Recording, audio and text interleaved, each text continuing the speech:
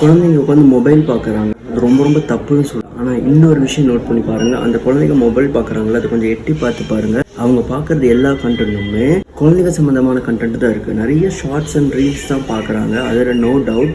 ஆனால் அந்த shorts and reels எல்லாமே விளாகாக இருக்குது. அதாவது பேரண்ட்டும் குழந்தையும் இல்லைன்னா ஃபேமிலியோட குடும்பத்தோடு சேர்ந்து அவங்க வந்து கண்டென்ட்ஸை க்ரியேட் பண்ணிட்டு இருக்காங்க. அதில் டெஃபினட்டாக எந்த குழந்தை பார்க்குதோ அந்த குழந்தையோட வயசில் ஒரு குழந்தை இருக்குது. ப்ளஸ் ஆர் மைனஸ் 2-3 வயசு வித்தியாசத்தில் கண்டிப்பாக அந்த குழந்தை இருக்குது. இது வந்து பார்க்குற குழந்தைக்கு எவ்வளோ ஆபத்தோ அதை விட அந்த ஆக்டிங் பண்ணது பார்த்தீங்களா, அந்த குழந்தைக்கு பேர் ஆபத்துங்க.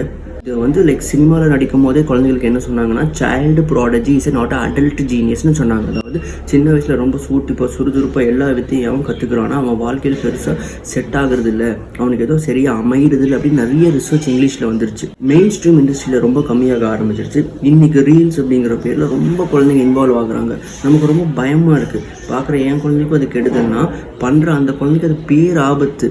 ஸோ லைட்டில் இருந்து உங்கள் குழந்தைகளை எவ்வளவு தள்ளி வெளியே வைக்க முடியுமோ அவ்வளோ வெளியே வைக்கிறதுக்கு ட்ரை பண்ணுங்கள். அவங்க வளர்ந்து அவங்க அறிவு என்ன சொல்ல தோணுதோ அதை செஞ்சால் சிறப்பு.